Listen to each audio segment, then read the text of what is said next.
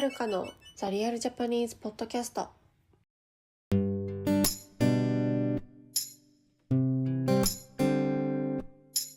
い、皆さんこんにちは。お元気でしょうか。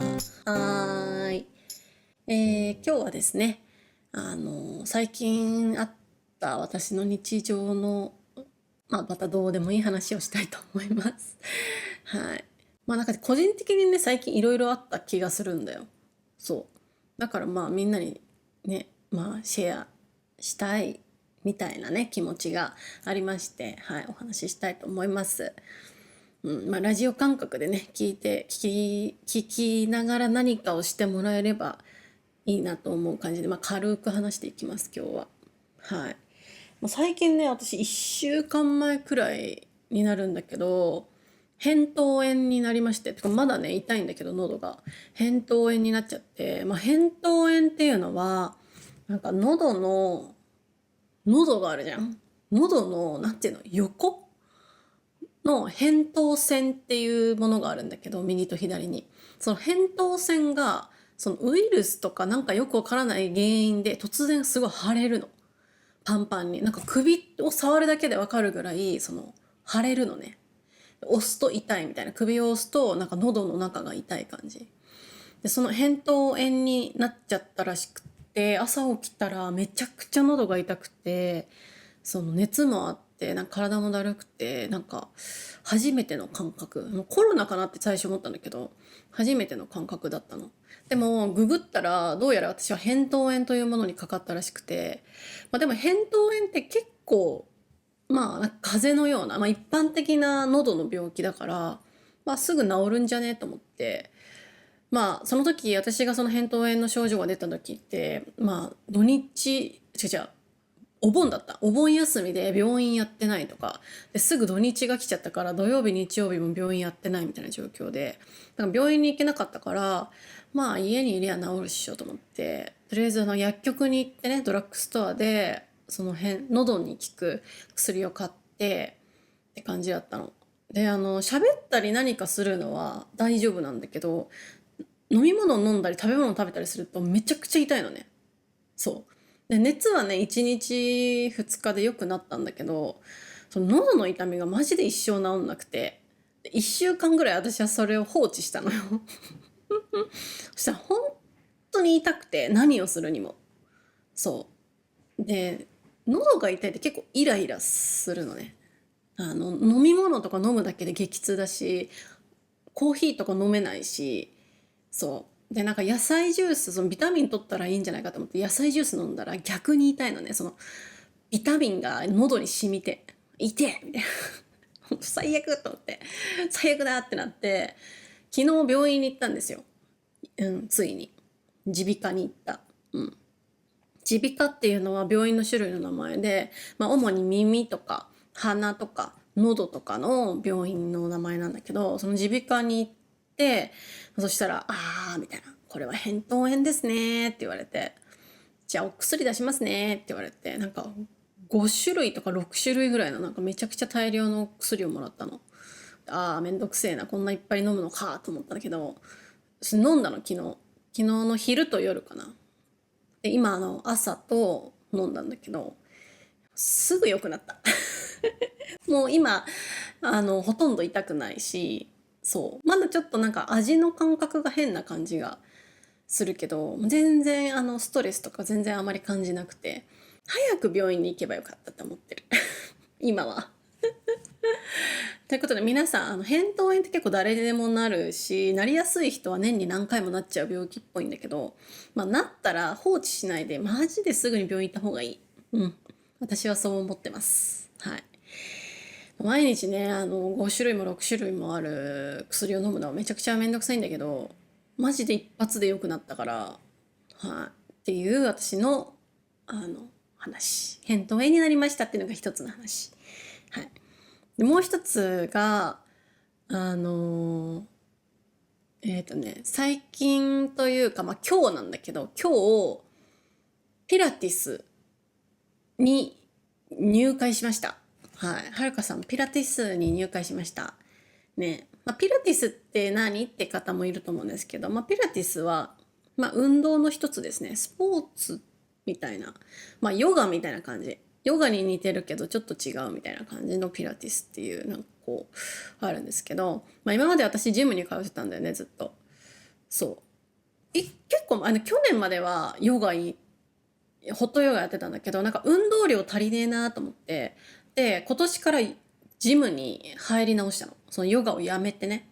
で、ジムに入ったはいいんだけど、ジムだと逆に、その筋トレとか走ったりするのはあるんだけど、なんかこなんて言うんだろうな、健康的かって言われたら、って感じだったのね。もちろんね、やり方によってジムはね、様々な効果があると思うんだけど、なんか私がやってたのは結構筋トレとかそういう感じだったから、私が目標にしてるのは、その姿勢を改善するとか、筋肉をつける、運動不足を解消する、あとは自律神経を整えるっていうこの4つだったの。で、自律神経って私もよくわかんないんだけど、なんかあるんだよね。そういうのが。自律神経が乱れると、結構体の不調が出てきちゃったりするんだけど、女性によくある問題らしくて、自律神経の乱れって。そう。でもなんかジムだとあんまりその自律神経を整えるっていう部分とかがあんまなくて、そう。で、全部自分でトレーニングしなきゃいけないし、なんかなーって思ってた。で、今回なんか私の家の近くに新しいピラティススタジオがオープンして、なんかそこすっごい綺麗で、なんだっけな、名前が、アウ、アウ、ちょっと忘れちゃったんだけど忘れちゃったんだけど、とにかく綺麗な女性限定のピラティススタジオができたの。で、そこはなんか30分のサーキット形式になってて、本当サーキットトレーニングみたいな感じで、30分そのピラティスのマシンを使った、運動と、あとは筋トレ的な、筋肉になんていうの、刺激を与えるみたいな、その運動を30分ワンセットでやるんだって。そうするとやっぱり姿勢とか、私が叶えたいもの、姿勢とか筋トレとか、自律神経を整えるとか、運動不足っていうのがなんか結構解消されそうなので、私は今回ジムをやめて、次はピラティスに通ってみようかなと思います。はい。9月からスタートなんですけど、まだやってないんだけど、ちょっとね、ピラティスとかしたら感想、はい、お伝えします。ね。自分に合う運動ってなんだろうっていう。私はね、走ったり、疲れたりすることがすごく嫌いなので、運動は好きなんだけど、なんか、息がみたいになるのがすごい嫌いなの。わかるだから水泳とか走ったりとか、そういう運動が私は好きじゃないから、そういう、ピラティスとか、いいかもと思って。でね、そうそう、今日ピラティスの体験に行って、朝ね、で、12時ぐらいにね、帰ろうと思って、帰ってたの。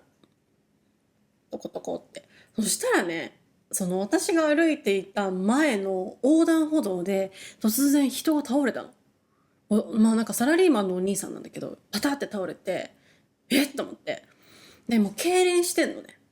なんかもう、本当になんか、やばい感じ。その顔も真っ白で痙攣してて、で、しかもおまけに、そこ横断歩道だったから、普通に車がね、その人のことに突っ込んだわけ。その人のところに。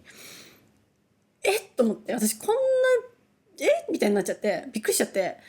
で、車が突っ込んだって言っても、そんなに勢いよくじゃなくて、そのスピードダウンして、ちょっと当たっちゃったぐらいな感じなんだけど、やばいって言って、でもちょうどそこのエリアが、その大きい病院があるエリアだったから、その多分12時ぐらいで、お昼休みの看護師さんがちょうどそこにいて、で看護師さんが駆け寄ったの。で、私、どうしようと思って、目の前で見てて、で、その車の運転手がその携帯をいじってたから、多分911、その、救急車呼んでると思って、私は何ができるのでしょうかと思って、でそしたらその看護師さんが、心肺蘇生をし始めたの。その、心臓マッサージ。と思って、そんなにやばいみたいな感じになって、急いで私はもう、このクソ暑い中、猛ダッシュして、その近くの建物の AED を持ってきて、もうこんな体験初めてすぎるから。でも私自動車学校を卒業してますから、自動車学校でそういう時は AED を持ってこいっていう風に先生が教えてくれたから、よしと思って、その AED 貸してくださいって言って、その AED を取って走って戻ったみたいな。で、その戻った時はなんとなんか、その男性はなんか呼吸を取り戻したというか、そう結局 AED 必要じゃなかったんだけどそうでも何だったのか分かんないんだけどさ、めちゃくちゃ怖くて、熱中症なのか分かんないんだけど、その後もすぐに救急車が来てその人は運ばれてったんだけど、めちゃくちゃ怖かった。こんな体験したの初めてだし、本当に初めて人が死ぬと思った、目の前で。マジ怖かった。そうあと人ってか、もう見てる人結構いっぱいいたんだけど、なんかマジでみんな何もできないんだなと思った。ほんとみんな見てるだけなの。みたいな。何何みたいな感じなのね。って感じ。私のとってはちょっとみんな、ちょっとこれはマジ緊急事態だぞって思ったんだけど、ほとんどの人がこうポカーンと見てるだけなの。私もね、一瞬ポカーンとしたんだけど、やばいと思って、心臓マッサージを始めた瞬間、私はハッとして、やばい、これはただごとじゃないぞと思って走ったんだけど、でもよかった。 AED を使う時ってもう最悪なことだから、使わずにね救急車に乗れたのは良かったことなんだけど、熱中症なのかなって思うね。ちょっとわかんないけど、心臓系の病気じゃなさそうだったから、熱中症かなって感じなんだけど、はい、そんな出来事がありましたという話です。皆さん本当に気をつけてね。夏これから日本に旅行に来る方たくさんいると思うんだけど、もう大変だから。もう横断歩道とかで倒れて車にひかれてとかだったらもう最低最悪のことだし、その熱中症でね。で、例えば駅のホームとかで熱中症になって倒れて落ちちゃったりしたらもうね、もう最悪すぎることなので、本当に皆さん水分補給とかちゃんとして、観光も大事だけど自分の健康が一番大事だと思うので、はい、気をつけてくださいということです。はい。私はね、久しぶりに猛ダッシュして、ヘトヘトになりました、今日は。弱弱すぎ。はい、そんな感じで、最近のはるかさんの出来事でした。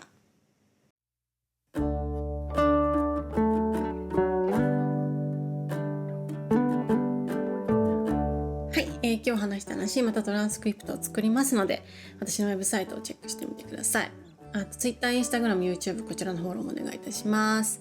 で、今日、多分これがアップされてるの日曜日だと思うんだけど、今日の夜9時、日本時間の夜9時から、YouTube ライブしますので、ぜひ皆さん見に来てください。で、ぜひ私にコメントを送ってください。チャットを送ってください。はい。全てのチャットを私は読むつもりでいるので、はい、よろしくお願いします。9時です。はい。あとペイトリオン、こちらのメンバーも募集しております。ペイトリオンではこのねエピソードで出てきた新しい言葉とかフレーズを説明したりとか、あとおやすみポッドキャストというまた別のオリジナルポッドキャストをフルで聞くことができるので、ぜひチェックしてみてください。あとシャドーイングコースと会話レッスンの新しい学生も募集しておりますので、詳しくは私のウェブサイトをチェックしてみてください。はい。最近はね結構忙しくて、実は前も言ったんだけど、いろいろな今プロジェクトっていうとなんかめっちゃかっこいい感じなんだけど、プロジェクトをなんか作ってます、自分で。はい。2つか3つぐらい新しいことがあるので、今月末とかには発表したいなと思ってます。はい、今準備中です。お楽しみに。イエーイ。最近ちょっと忙しいっていうのも、イギリス旅行の準備とかも全然してなくてやばいから、その準備とかもいろいろあって、あんまりなんか何もしてないんだけど最近は。でもなんか合間にワンピース見てます。はい。ワンピース面白い。やっぱ安定だね。もう安定に泣くし笑うわ。ワンピース。なんかワンピース見てるとなんか自分がいい人に思えてくるなんかワンピース見てると本当なんか自分もなんか悪に立ち向かってる感覚、なんかそうなんかやっぱワンピース好きだなって最近思いました。でワンピースをねこれから見たいっていう方はかなり難しいと思います。なぜなら今1070エピソードぐらいあるから、アニメでもね無理だよね、1000エピソードとか見んの。なので私はまあワンピースに至っては最初のところはもう見ないでも大丈夫だと思う。なんて言うんだろう、最初のところ見ないで大丈夫っていうか、ワンピースって何々編何々編何々編でシーズンが分かれてるので、話がちゃんと一応区切られてるのね。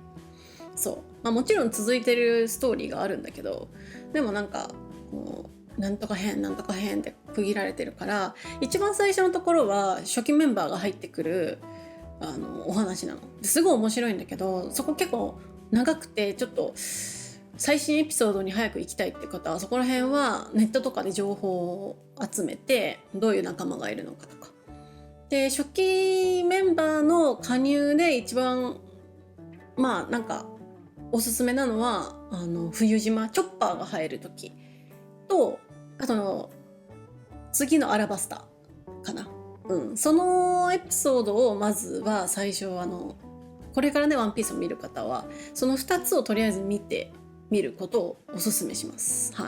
冬島編とアラバスタ編は若干つながってる部分もあるし、ワンピースのファンの中でもかなり人気が高いエピソード2つになってるし、ここの段階で初期メンバーは全員加入してるので分かりやすいと思います。そっからねアラバスタからその後はまたもっと面白いエピソードがあるんだけど、私が好きなのはなんだろうね、ドレスローザとか好きだったね。ドレスローザ長いけど、ドレスローザホールケーキアイランド編、そして今の和の国は私すごい好きですね。めちゃくちゃ長いしめちゃくちゃ長い。なので、とにかく冬島とアラバスタ編を見てみることが私はおすすめです。ワンピース好きな人はぜひコメントしてね。私が一番好きなキャラはブルックなんです。ブルックとサンジが好きかな。でも全キャラ好きよ。女性キャラだったらペローナとか好きね。ペローナ、ビビとかはやっぱ好きね。そう好き。ワノ国編はねマジ全キャラクター好き。ワノ国編のキャラクターの侍たちマジ全員好き。特に好きなのはなんかカッパの川松可愛いからカッパの川松とが好きかな。と思う。あと何がいたっけな。いろいろあるよね。京志郎とかも好きね。居眠り京志郎とかそんな感じで、ワンピースの話してたらあとなんか5時間ぐらい喋っちゃうのでやめます。ということで皆さんまた次回さようなら。